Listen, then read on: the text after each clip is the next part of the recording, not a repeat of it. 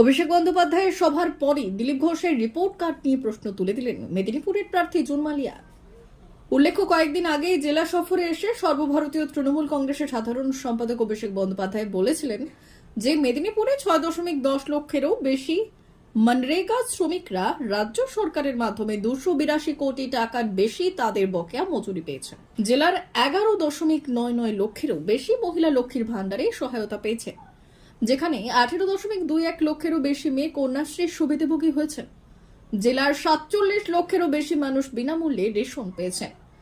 38 লক্ষেরও বেশি সুবিধাভোগী জয় জোহর প্রকল্পের সুবিধা পেয়েছেন, যেখানে 53 লক্ষ জন উপকৃত হয়েছেন তফসিলি বন্ধু প্রকল্প থেকে। বিজেপির রিপোর্ট কার্ড কোথায়?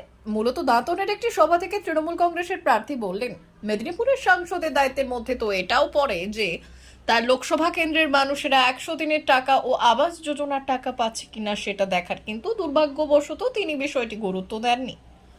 কেন? উনি তো দিল্লি গিয়ে নিজের কেন্দ্রের সাধারণ মানুষদের বঞ্চনার কথা তুলে ধরতে পারতেন। ওনার তো প্রধানমন্ত্রীর থেকে শুরু করে অনেকের সাথেই ভালো সম্পর্ক, কিন্তু বলেননি কেন? আমি দিল্লিতে আপনাদের সমস্ত বঞ্চনার কথা তুলে ধরবো, তাই জন্য আমাকে মুখ্যমন্ত্রী মমতা বন্দ্যোপাধ্যায় ও অভিষেক বন্দ্যোপাধ্যায় যে দায়িত্ব দিয়েছে তা পূরণ করার আপ্রাণ চেষ্টা করব।